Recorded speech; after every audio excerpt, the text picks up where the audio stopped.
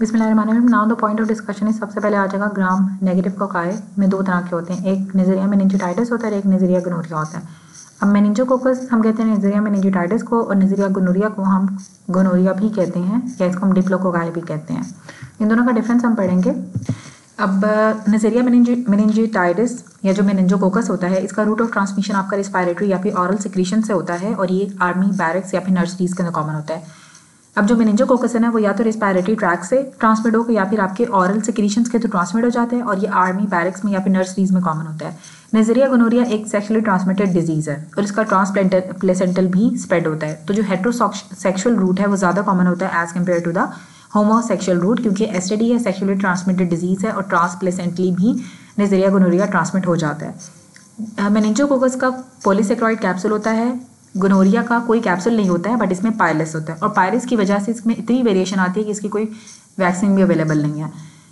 मेनिंजोकोकस mannitol, M से मेनिंजोकोकस, M से mannitol. तो मेनिंजोकोकस मैनिटोल को फर्मेंट करता है, गोनोरिया जी से ग्लूकोज एंड जी से गोनोरिया, तो गोनोरिया ग्लूकोज को फर्मेंट करता है। मेनिंजोकोकस के लिए अवेलेबल है वैक्सीन जिसको हम टाइप बी वैक्सीन कहते हैं, गोनोरिया की कोई वैक्सीन अवेलेबल नहीं है। मेनिंजोकोकस के विरुलेंट फैक्टर्स में लाइपो ओलिगोसैकेराइड आती हैं और आईजीए प्रोटीन्स आती हैं, प्रोटीएजेज आती हैं और आउटर मेम्ब्रेन प्रोटीन्स आती हैं। इसमें आउटर मेम्ब्रेन के अंदर प्रोटीन्स होती हैं, क्योंकि ग्राम नेगेटिव बैक्टीरिया है तो ग्राम नेगेटिव बैक्टीरिया के अंदर आउटर मेम्ब्रेन होती है, आउटर मेम्ब्रेन में प्रोटीन्स होती हैं, साथ इसमें लाइपो ओलिगोसैकेराइड्स होते हैं और आईजीए प्रोटीएज होती है। हमने पढ़ा था कि जो स्ट्रेप्टोकोकस नमूनिया था उसमें भी आईजीए प्रोटीएज होती है। अब जो नेज़रिया गोनोरिया है इसमें भी लाइपो ओलिगोसैकेराइड्स होते हैं जो इसका मेजर विरुलेंट फैक्टर है। इसमें भी आईजीए प्रोटीएज होती है, लेकिन इसको कोई वैक्सीन नहीं है क्योंकि इसकी जो पायलस की वजह से बहुत ज़्यादा एंटीजेनिक वेरिएशन है, तो कोई वैक्सीन नहीं है गोनोरिया की। और इसमें आईजीए प्रोटीएजेज होती हैं, विरुलेंट फैक्टर या टॉक्सिन्स इसके, और लाइपो ओलिगोसैकेराइड्स इसके मेजर विरुलेंट फैक्टर है। अब मेनिंजोकोकस की वजह से जो डिजीजेज होती हैं, सबसे पहले तो इसमें मेनिंजोकॉक्सीमिया हो जाता है, आपके ब्लड के अंदर इसके लेवल ज़्यादा हो जाएंगे, आपको मेनिंजोकॉक्सीमिया होगा, पेशेंट को शॉक हो सकता है। या फिर इसमें क्या होता है, वाटर हाउस फ्राइडिसन सिंड्रोम होता है जिसमें पेशेंट को बुखार हो जाता है, एड्रीनल इनसफिशिएंसी हो जाती है और डीआईसी डेवलप हो जाती है। गोनोरिया की वजह से सबसे पहले तो गोनोरिया हो जाएगा, जो आपकी एसटीडी होती है, सेक्सुअली ट्रांसमिटेड डिजीज है। सेप्टिक आर्थराइटिस कराता है, न्यूनेटल कंजक्टिवाइटिस कराता है क्योंकि ट्रांसप्लेसेंटल इसका रूट होता है। पेल्विक इन्फ्लामेटरी डिजीज भी कराता है, लेकिन ज़्यादा जो पीआईडी है वो क्लाइमीडिया कराता है, सेकंड पे आपका जो है गोनोरिया है। उसके बाद ये क्या करता है, फीड्स हग क्यूटिस सिंड्रोम कराता है। फीड्स हग क्यूटिस सिंड्रोम भी क्लाइमीडिया ज़्यादा कराता है एज कम्पेयर टू गोनोरिया, लेकिन गोनोरिया भी कराता है। अब डायग्नोसिस में हम क्या करते हैं, डायग्नोसिस में अगर मेनिंजोकोकस की डायग्नोसिस करनी होगी तो हम कल्चर कराएंगे और पीसीआर कराएंगे, लेकिन अगर हमने गोनोरिया की डायग्नोसिस करनी होगी तो हम इसके लिए नैट कराते हैं, जो कि न्यूक्लिक एसिड एम्प्लीफिकेशन टेस्ट है, जो कि गोल्ड स्टैंडर्ड है। न्यूक्लिक एसिड एम्प्लीफिकेशन टेस्ट आपका गोल्ड स्टैंडर्ड होता है, जो हम गोनोरिया के लिए कराते हैं। मेनिंजोकोकस के लिए हम कल्चर या पीसीआर कराते हैं। प्रिवेंशन या प्रोफाइलेक्सिस के लिए हम रिफाम्पिन देते हैं या सिप्रोफ्लॉक्सिसिन या सेफ्ट्राइक्सोन देंगे मेनिंजोकोकस में, और गोनोरिया के अंदर हम पेशेंट को कहते हैं कि कॉन्डम्स यूज़ करें ताकि ट्रांसमिशन कम से कम हो। एरिथ्रोमाइसिन आई ऑइंटमेंट देते हैं ताकि ब्लाइंडनेस डेवलप ना हो बच्चों में अगर उसको न्यूनेटल कंजक्टिवाइटिस डेवलप हो भी गया है। ट्रीटमेंट में मेनिंजोकोकस के हम पेनिसिलिन जी आपकी ड्रग ऑफ चॉइस होती है और साथ आपने सेफ्ट्राइक्सोन देनी है, और जो गोनोरिया होता है उसकी जो ट्रीटमेंट के अंदर ड्रग ऑफ चॉइस होती है वो सेफ्ट्राइक्सोन होती है। आप एजिथ्रोमाइसिन ऐड कर सकते हो अगर तो साथ आपके क्लाइमीडिया की भी इन्फेक्शन हो गई है। अब हम पढ़ेंगे ग्राम पॉजिटिव रॉड्स के बारे में। सबसे पहले आता है लिस्टेरिया मोनोसाइटोजीन्स। लिस्टेरिया मोनोसाइटोजीन्स होता है ना, ये आपके, इसको हम रेफ्रिजरेटर वर्म भी कहते हैं।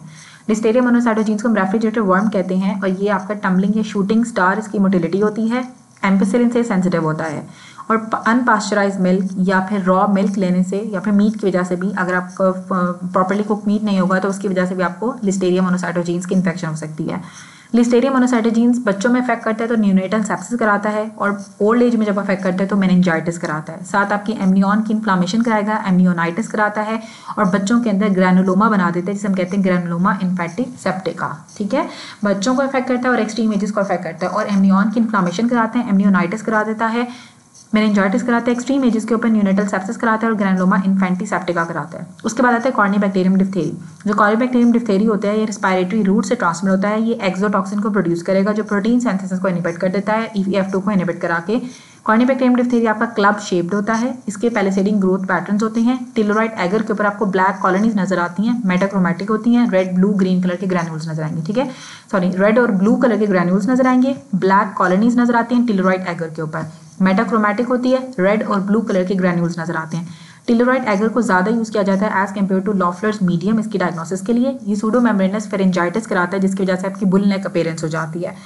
सूडोमेम्ब्रेनस फेरेंजाइटिस कराता है, सूडोमेम्ब्रेन बन जाती है आपके फेरिंग्स में, तो सूडोमेम्ब्रेनस फेरेंजाइटिस कराता है जिसकी वजह से बुल नेक अपीयरेंस हो जाती है क्योंकि आपके लिम्फ नोड स्वेल हो जाते हैं। डिप्थीरिया इन्फेक्ट करता है CD8 पॉजिटिव टी सेल्स को, और थ्रोट स्वैब हम कराते हैं डायग्नोसिस के लिए। ये हार्ट के लिए टॉक्सिक होता है क्योंकि ये मायोकार्डाइटिस कराता है, और नर्व्स के लिए भी टॉक्सिक होता है क्योंकि ये फेशियल नर्व की पैल्सी भी कराता है, क्रेनियल नर्व पैल्सी भी कराता है। इसके ट्रीटमेंट हम एंटीटॉक्सिन से ट्रीट करते हैं और साथ इसको हम एरिथ्रोमाइसिन या फिर हम पेनिसिलिन देंगे। एरिथ्रोमाइसिन या फिर पेनिसिलिन देते हैं कॉलोनिया बैक्टीरियम डिप्थीरिया के लिए भी। उसके बाद बैसिलस स्पीशी आती है। जो बैसिलस स्पीशीज़ के अंदर सबसे पहले बैसिलस एंथ्रैक्स आता है, और जो बैसिलस स्पीशीज़ होती हैं ये स्पोर फॉर्मिंग ऑब्लिगेट एरोब्स होते हैं। स्पोर फॉर्मिंग होते हैं, ऑब्लिगेट एरोब्स होते हैं। बैसिलस एंथ्रैक्स आता है। बैसिलस एंथ्रैक्स आपका एक टेनिस शेप बैक्टीरिया होता है। 90% केसेस के अंदर कुटेनियस एंथ्रैक्स कराता है। जब ये लंग्स को अफेक्ट करता है तो उसको हम कहते हैं वूल सॉर्टर डिजीज। जब बैसिलस एंथ्रैक्स आपके लंग्स को अफेक्ट करेगा तो उसको हम वूल सॉर्टर डिजीज कहते हैं। चेस्ट एक्सरे के ऊपर हमें मीडियास्टम वाइड नजर आती है। कैप्सूल जो होता है ना वो मेफिस स्टेन से इसका स्टेन होगा, और कैप्सूल के अंदर इसके पॉली डी ग्लूटामेट होता है। इसकी कॉलोनीज हमें मेडूसा के हेड अपीयरेंस की तरह की नजर आती हैं। ब्लड अगर हम कराते हैं तो उसमें हमें बैसिलस एंथ्रैक्स की ग्रोथ मिलती है। प्रोफाइलेक्सिस में हम सिप्रोफ्लॉक्सासिन देते हैं। Anthrax toxin is composed of, ठीक है, इसमें आपका एक लीथल फैक्टर होता है, एक एडीमा फैक्टर होता है और एक प्रोटेक्टिव एंटीजन होता है। इसको हम बायो वॉर्ड्स के अंदर भी यूज़ कर सकते हैं या फिर बायो टेररिज्म में भी यूज़ कर सकते हैं। जो सेकंड स्पीशी होती है बैसिलस की, वो बैसिलस सीरियस होती है जो कि फूड पॉइजनिंग कराता है। इसका एंटेरोटॉक्सिन होता है जो कि नॉन ब्लडी डायरिया कराता है और साथ एमेसिस कराता है। एक आपको वॉमिटिंग भी होगी और डायरिया भी होगा, लेकिन डायरिया जो होता है ना वो नॉन ब्लडी डायरिया होता है। ये जब आप रीहीटेड राइस, अगर आप फ्रिज में रखे हुए चावल हैं पहले से बने हुए और दोबारा से आप उनको गर्म करके अगर खाते हो तो आपको बैसिलस सीरियस की इन्फेक्शन हो सकती है और इसके अंदर एंटीबायोटिक्स इनइफेक्टिव होती हैं। अब आती है क्लॉस्ट्रीडियम स्पीशीज। जो क्लॉस्ट्रीडियम स्पीशी होती है वो स्पोर फॉर्मिंग ऑब्लिगेट एनारोब है। जो बैसिलस था वो एरोब था, उसको ऑक्सीजन की जरूरत थी, लेकिन जो क्लॉस्ट्रीडियम होता है वो एनारोब होता है और ऑब्लिगेट एनारोब होता है और स्पोर फॉर्मिंग भी होता है। अब इसकी 4 टाइप्स होते हैं, clostridium tetani, clostridium botulinum, clostridium perfringens and clostridium difficile. अब जो क्लॉस्ट्रीडियम टेटनी होता है ये एक्सोटॉक्सिन को भी प्रोड्यूस करता है और न्यूरोटॉक्सिन को भी प्रोड्यूस करता है। ये गाबा और ग्लाइसिन जो कि दोनों आपके इनहिबिटिव न्यूरोट्रांसमीटर्स होते हैं उनकी रिलीज को इनहिबिट कर देता है Renshaw cells of the spinal cord से, और आपकी मोटर नर्व्स को अफेक्ट करता है। इसकी वजह से आपको स्पैस्टिक पैरालिसिस जाती है, लॉक जॉ हो जाता है, राइसस सार्डोनिकस होता है और ऑपिस्थोक्लोनस डेवलप हो जाता है।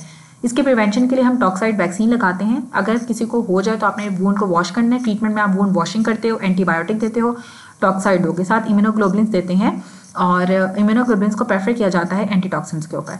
उसके बाद आता है क्लॉस्ट्रीडियम बॉटुलिज्म। क्लॉस्ट्रीडियम बॉटुलिज्म 2 तरह का होता है, एक इन्फेंट बॉटुलिज्म होता है, एक एडल्ट्स का होता है। जो इन्फेंट में होता है वो हनी के अंदर जो स्पोर होते हैं उनको इंजेस्ट करने की वजह से होता है, और टॉक्सिन जो होता है वो इन विवो प्रोड्यूस हो जाता है फिर बच्चे की बॉडी के अंदर। एडल्ट्स के अंदर जो कैन फूड होती हैं जैसे कि प्री फॉर्म टॉक्सिन हो गया, डिसेंडिंग फ्लैसिड पैरालिसिस कराता है। कैन फूड के अंदर आपका प्री फॉर्म टॉक्सिन होता है और ये आपकी फ्लैसिड पैरालिसिस कराता है। पेशेंट को डिस्फेजिया हो जाता है, डिप्लोपिया होता है और अल्टीमेटली रिस्पिरेटरी फेलियर डेवलप हो जाता है क्योंकि एसिटाइलकोलिन की रिलीज नहीं होती है न्यूरोमस्कुलर जंक्शन के ऊपर क्लॉस्ट्रीडियम बॉटुलिज्म की इन्फेक्शन में। उसके बाद आता है क्लॉस्ट्रीडियम परफ्रेंजीज। जो क्लॉस्ट्रीडियम परफ्रेंजीज है ये अल्फा टॉक्सिन को प्रोड्यूस करता है जो कि एक लेसिथिनेज होती है जो मायोनेक्रोसिस कराती है, और एंटेरोटॉक्सिन प्रोड्यूस करता है जो कि फूड पॉइजनिंग कराता है रीहीटेड मीट खाने की वजह से। अगर आप बार बार मीट को गर्म करके खाओगे तो क्लॉस्ट्रीडियम परफ्रेंजीज की इन्फेक्शन हो सकती है, और इसमें आपका एक अल्फा टॉक्सिन होता है जो कि मायोनेक्रोसिस कराता है लेसर, और एंटेरोटॉक्सिन आपकी फूड पॉइजनिंग करा देता है।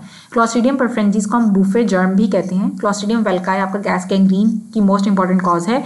इसमें हम वूंड को डिब्राइड करते हैं और साथ पेंसिलिन देते हैं। अब आते हैं क्लॉस्ट्रीडियम डाइफिसाइल। जो क्लॉस्ट्रीडियम डाइफिसाइल होता है वो टॉक्सिन ए और टॉक्सिन बी को प्रोड्यूस करता है। ये इंपॉर्टेंट कॉज है जिसकी वजह से आपको एंटीबायोटिक एसोसिएटेड डायरिया हो जाता है। अब एंटीबायोटिक्स में आपकी एम्पेसिलिन, क्लिंडामाइसिन, सेफ्लोस्पोरिन्स और क्यूनोलोन्स आती हैं।